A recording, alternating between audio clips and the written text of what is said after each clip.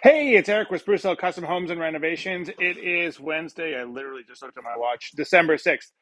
Apologies for not posting many updates over the last little bit. We just moved into our new house and I've been more than a little busy. But here's what's going on at our basement renovation in Lynn Valley.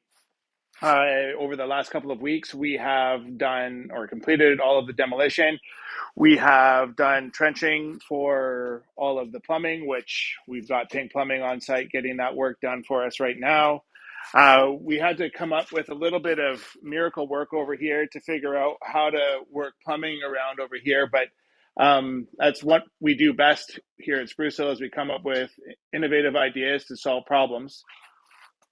And once this is done, the clients won't even know that we had to come up with an innovative idea.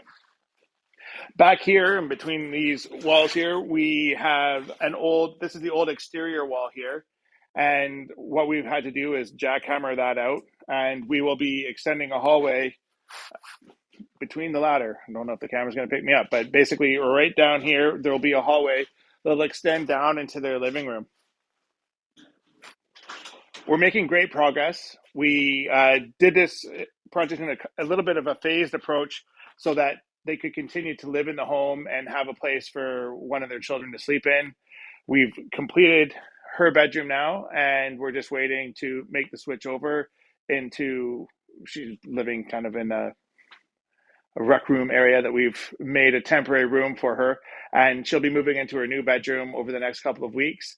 Then we'll start demolishing over there so that we can complete the entire renovation. That's what's going on at our Lynn Valley basement renovation. Thanks for checking in, and hit us up if you have any renovation inquiries. Thanks for watching.